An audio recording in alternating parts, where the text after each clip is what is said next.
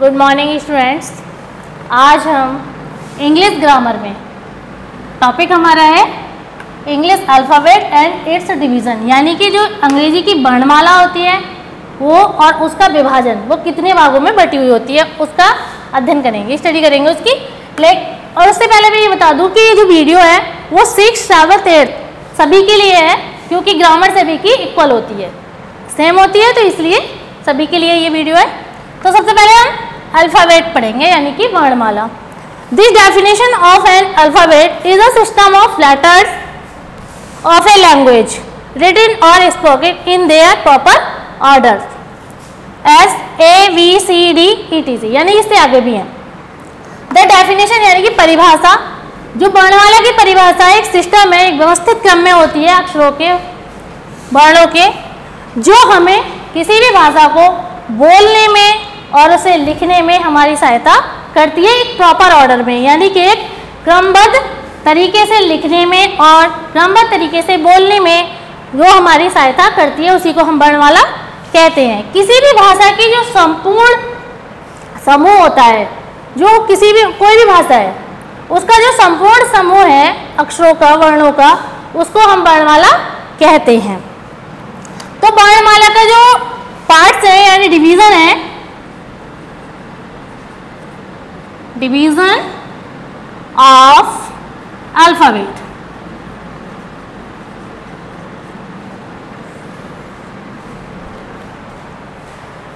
वर्णमाला का विभाजन।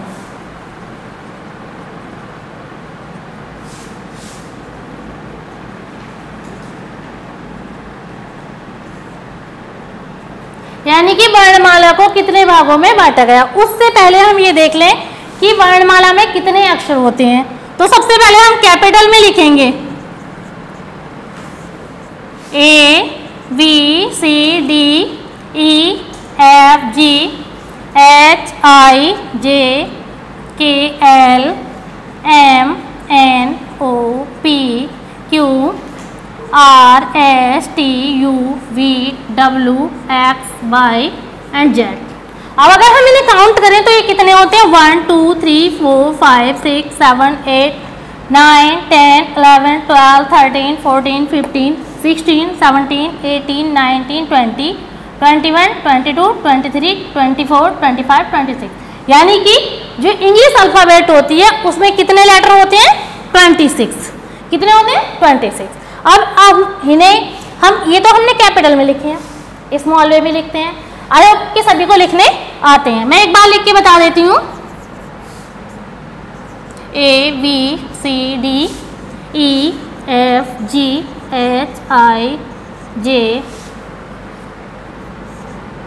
K, L, M, N, O, P, Q, R, S, T, U, V, W, X, Y and Z। दोनों में same है, ये हमारे कैपिटल अल्फ़ाबेट और ये स्मॉल अल्फ़ाबेट। इतना जानने के बाद अब हम ये जानेंगे कि जो ये अल्फ़ाबेट है, 26 लेटर्स हैं, उन्हें कितने भागों में बांटा गया है।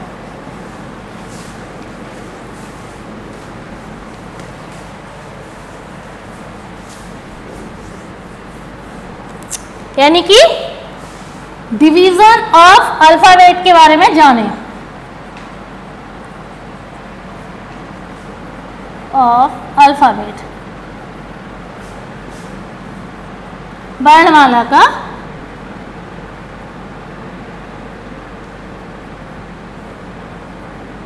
विभाजन।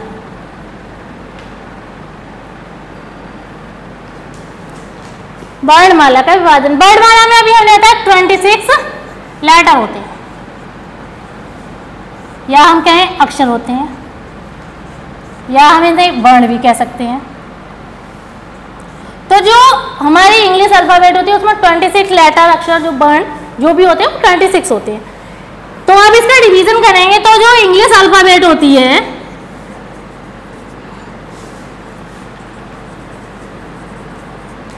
वेट है, उसे 2 भागों में बांटा जाता है। इंग्लिश अल्फ़ाबेट को 2 भागों में बांटा जाता है, 2 भागों में बांटा जाता है।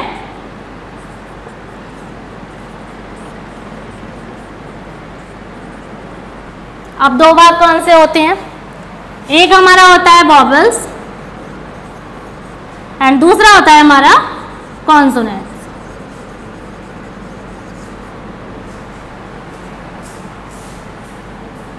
वॉवेल यानी कि व्यंजन और वॉवेल्स का मतलब होता है स्वर और कॉन्सोनेंट होते हैं हमारे व्यंजन। जो हमारे वॉवेल्स होते हैं वो ओनली कितने होते हैं, 5 होते हैं। अब कौन कौन से होते हैं, ए, ई, आई, ओ, यू, ये 5 होते हैं। 5 के बाद कॉन्सोनेंट जो होते हैं हमारे 21 होते हैं। ठीक है, कॉन्सोनेंट यानी कि व्यंजन वो हमारे काउंटिंग में होते हैं 21। अब इन 5 से अलग जो भी होते हैं ए से लेके जेड तक, इन 5 को निकाल दीजिए, बाकी जो 21 होते हैं वो हमारे व्यंजन में आते हैं। वी आ गया, C, D, F, G, H, J, K, L, M, N, P, Q, R, S, T, B, W, X, Y और जेड। काउंट कर लीजिए, 1 2 3 4 5 6 7 8 9 10 11 12 13 14 15 16 17 18 19 20 21। ठीक है, 21 हो गए हमारे व्यंजन। इतनी बात आप सभी को समझ में आ गई होगी। अब जो एक चीज और मैं बता दूं कि जो ये कॉन्सोनेंट होते हैं वो 21 होते हैं, हम सभी जानते हैं, लेकिन इसमें 2 सेमी वॉवेल्स होते हैं जो हमारे W और Y होता है। यानी कि सेमी वॉवेल्स का मतलब होता है कि W और Y को हम वॉवेल्स में भी पढ़ते हैं और कॉन्सोनेंट में भी पढ़ते हैं। ये बात मैं आपको आगे बताऊंगी कि कहाँ पे ये कॉन्सोनेंट में आते हैं और कहाँ आपको ये वॉवेल में यूज करने हैं। अब ये वॉवेल और कॉन्सोनेंट आपको अच्छे से समझ में आ गए होंगे। इसके बाद अब हम जानेंगे कि वॉवेल और कॉन्सोनेंट्स में क्या अंतर होता है, और कहीं भी अगर फिल करना है कि वॉवेल भी है तो कैसे फिल करेंगे और कॉन्सोनेंट है तो कैसे फिल करेंगे। तो वॉवेल जो होते हैं यानी कि स्वर, वो क्या होते हैं, स्वर वो होते हैं जो स्वतंत्र रूप से बोले जाते हैं। उन्हें बोलने के लिए किसी भी और अक्षर की सहायता नहीं लेनी पड़ती, जैसे ए, ई, आई, ओ, यू। इन्हें बोलने के लिए आपको किसी भी दूसरे अक्षर की हेल्प लेने की जरूरत ही नहीं पड़ती है, ये अपने आप में ही पूर्ण होते हैं और इन्हीं की आवाज़ हमें जब बोलते हैं तो ये आती है और किसी भी अक्षर की सहायता नहीं लेनी पड़ती। उससे अलग जो कॉन्सोनेंट होते हैं यानी कि व्यंजन, जैसे बी है, सी है, डी है, आप इनको बोल के देखिएगा बी, तो इसमें बा के साथ ई की आवाज़ आती है, ई की जो मात्रा है इसकी आवाज़ आती है, तो ये स्वतंत्र रूप से नहीं बोले जाते। यानी कि व्यंजन को बोलने के लिए आपको स्वर की सहायता लेनी पड़ती है। तो इसीलिए ये चीज़ आगे ये आपको ध्यान रखना है कि जो स्वर होते हैं वो स्वतंत्र रूप से बोले जाते हैं, उन्हें बोलने के लिए किसी की भी सहायता नहीं लेनी पड़ती, और जो व्यंजन होते हैं उन्हें बोलने के लिए किसी भी बिना स्वर की सहायता के व्यंजन नहीं बोले जा सकते। कभी हम जब फिल करते हैं, एक चीज़ और ध्यान रखें कि जब वॉवेल और कॉन्सोनेंट्स में फिल आता है कि fill in the blanks with a और एन। इन दोनों का मतलब, ए और एन का मतलब, दोनों का मतलब ही एक होता है। ठीक है, अब सभी को पढ़ाया जाता है कि जहां वॉवेल होते हैं वहां हम एन लगा देते हैं, जैसे दिस इज ऑनियन। तो अभी यहाँ पे हमें फिल ए या एन कौन सा फिल करना है, तो जब हमें पढ़ाया गया है कि जहाँ ए, ई, आई, ओ, यू होता है वहाँ हमें एन फिल करना होता है, इसका मतलब एक होता है। और इनसे अलग होता है जैसे बी, सी, डी, एक्स जो होते हैं ईटीसी और भी जो होते हैं उनके साथ हमें ए लिखना होता है, इसका मतलब भी एक होता है। तो नॉर्मली आप देख के ये बता देंगे कि यहाँ पे क्या आएगा, एन आएगा। ठीक है, अगर यही सेंटेंस होता दूसरा कि दिस इज मंकी, तो यहाँ पे ए या एन में से क्या फिल करते, ऑब्वियसली ये करते। क्यों करते कि यहाँ पे जो है वो बॉबिल है, ठीक है, और यहाँ जो फर्स्ट लेटर है वो कॉन्सोनेंट, ठीक। लेकिन अगर यहाँ पे हम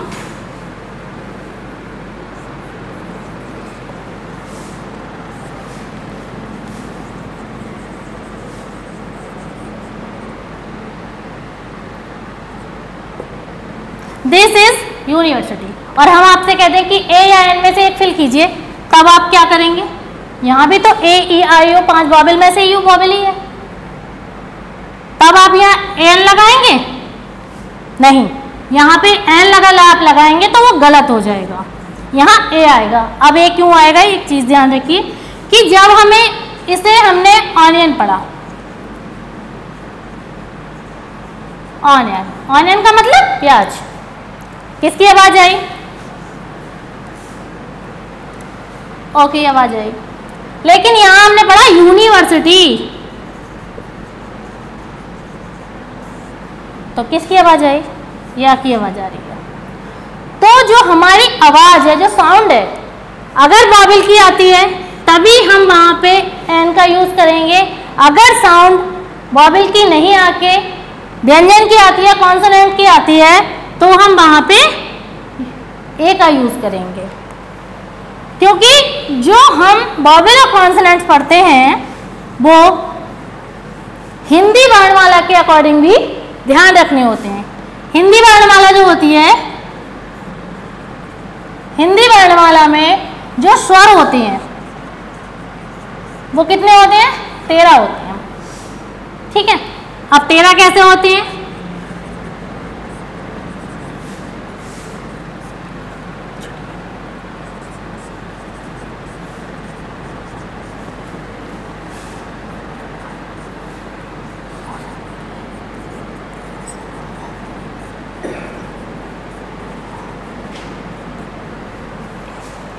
वन 2 3 4 5 6 7 8 9 10 11 12 13, ठीक है, ये 13 हो गए यानी कि 13 हो गए। लेकिन जो हमारे ये दो आते हैं इनको हम स्वर पढ़ते टाइम हटा देते हैं, इन्हें अनुनासिक में पढ़ते हैं। तो हम अ से लेके औ तक, औ से औरत तक स्वर में पढ़ते हैं। तो इनमें से अगर किसी की भी आवाज आती है, इंग्लिश का कोई भी अक्षर पढ़ते टाइम अगर इनमें से किसी की भी आवाज आती है तो आप वहां पर एन का यूज करेंगे, चाहे उसमें बॉबिल हो या ना हो। अगर इनमें से किसी की आवाज नहीं आती है, जस्ट लाइक मैंने अभी यूनिवर्सिटी बताया था आपको,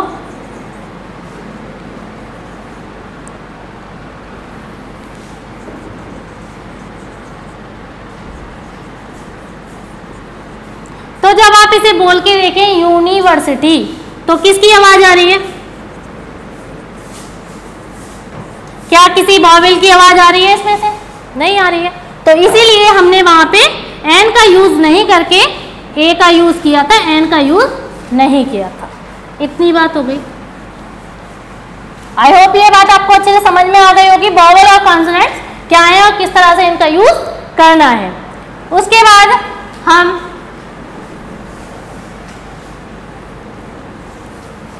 वर्ड के बारे में जानेंगे। वर्ड शब्द क्या होता है, क्योंकि इंग्लिश अल्फाबेट में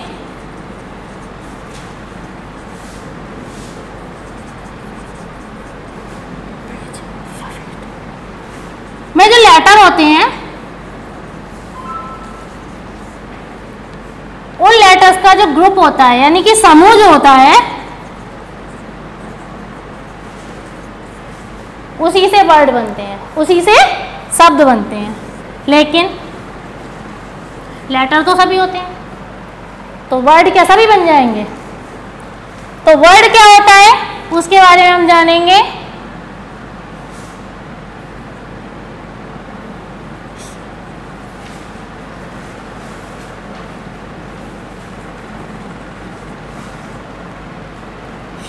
A combination of letters which has some meaning.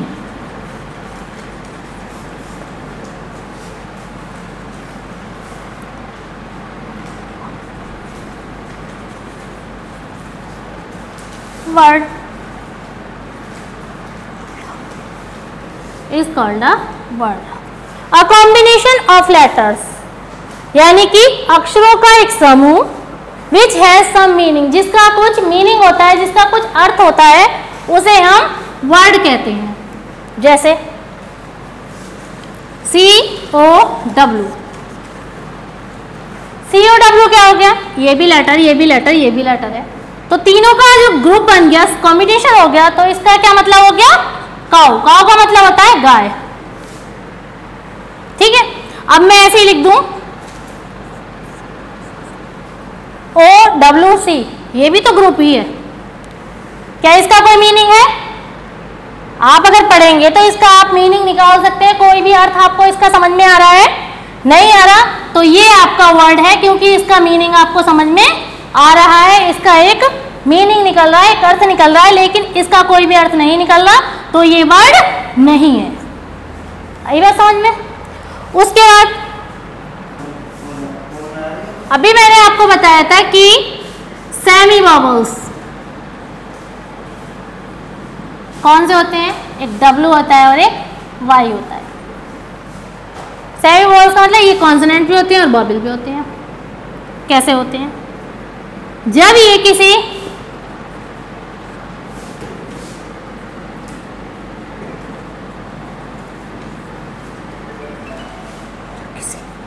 शब्द के शुरू में आते हैं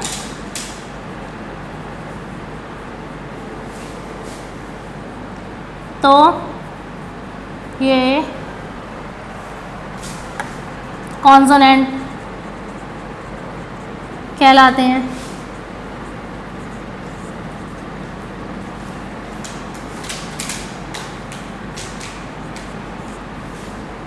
परंतु जब ये किसी शब्द के अंत में आते हैं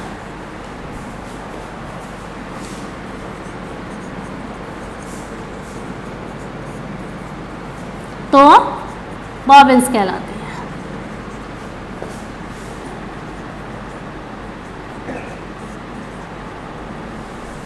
जैसे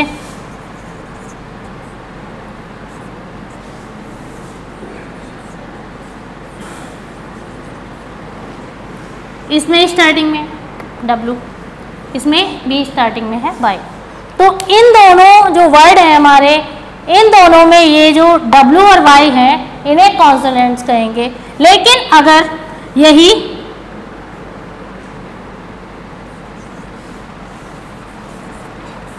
डे में आ जाए, यानी कि यहाँ पे Y लास्ट में आ जाए, तो ये वॉवेल्स कहलाते हैं। तो ये हमारे इस तरह से मैंने आपको वहाँ पे कॉन्सोनेंट 21 बताए थे, क्योंकि 2 सेमी वॉवेल्स होते हैं। आई होप ये जो आपने आज इंग्लिश अल्फ़ाबेट और इसके डिवीज़न पढ़े हैं ये अच्छे से समझ में आ गए होंगे। और इसमें जो कुछ एक्सरसाइज हैं जो मैं आपको PDF के थ्रू सेंड करूँगी, तो आप उन्हें ट्राई करिएगा और उनमें कोशिश कीजिएगा कि आप उनसे और भी बेटर करें। ये जो चैप्टर है इसे एक बार वॉवेल और कॉन्सोनेंट्स पे अच्छे से रिवीजन जरूर कर लें, और जो इसकी एक्सरसाइज है और वो आपको PDF के थ्रू भेज दिए जाएंगे। Thank you.